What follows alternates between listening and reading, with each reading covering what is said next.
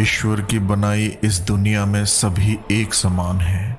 जाति और धर्म तो इंसान ने बनाए हैं। लड़ता है आज धर्म के नाम पर इंसान, और इसको कहता खुद का अभिमान है। अभिमान करके ना कोई जीवन में आगे बढ़ पाया है, और कहीं न कहीं इसी अभिमान ने सिर को झुकाया है। एक राज्य में एक पराक्रमी राजा राज करता था। वो एक कुशल योद्धा था और हर युद्ध में विजयी होता था।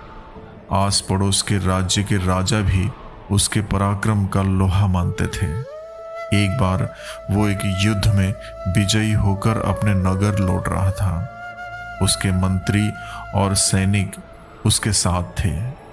रास्ते में एक पेड़ के नीचे उसे एक बूढ़ा भिखारी बैठा दिखा। वो घोड़े से उतरा और भिखारी के पास जाकर उनके चरणों पर अपना सिर रख दिया। मंत्री और सैनिक ये दृश्य देख रहे थे। एक मंत्री को अपने राजा का भिखारी के चरणों पर सिर झुकाना अच्छा नहीं लगा।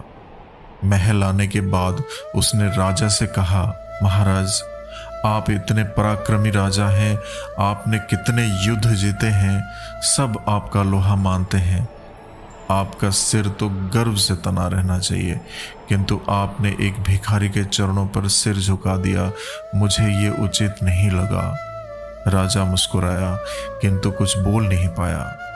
अगले दिन उसने उस मंत्री को बुलवाया और एक थैला देकर कहा, इस थैले में 4 चीज़ें रखी हैं, बाजार जाओ और इन्हें बेच कर आओ।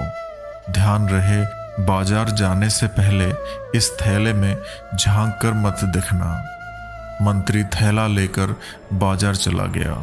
बाजार में जब बेचने के लिए उसने 4 चीज़ें निकाली तो उसे आश्चर्य होने लगा। थैले में एक मुर्गी का सिर, एक मछली का सिर, एक बकरी का सिर और एक इंसान का सिर था। उसे राजा की आज्ञा का पालन तो करना ही था। उसने मुर्गी का सिर, मछली का सिर और बकरी का सिर तो बेच दिया, किंतु इंसान का सिर खरीदने को कोई तैयार नहीं हुआ। वो उसे बिना बेचे ही राजा के पास लौट आया। राजा को उसने सारी बात बताई। राजा ने कहा, कोई बात नहीं, कल एक प्रयास और करना। अब की बार तुम बिना कोई मूल्य लिए इंसान का सिर किसी को दे आना। अगले दिन मंत्री फिर बाजार गया। पूरे दिन उसने इंसान का सिर मुफ्त में लोगों को देने का प्रयास किया, किंतु मुफ्त में भी किसी ने वो सिर नहीं लिया। मंत्री महल लौट आया। वो समझ चुका था कि राजा ने उसे ये काम करने क्यों कहा था। वो राजा के पास पहुंचा तो राजा ने पूछा, क्या मेरी मृत्यु के बाद तुम मेरा सिर अपने पास रखोगे? तो मंत्री ने अपना सिर झुका दिया। राजा ने कहा, जिस सिर को कोई बिना मोल भी लेना नहीं चाहता, उसे मैंने किसी भिखारी के चरणों में झुका दिया तो क्या हो गया?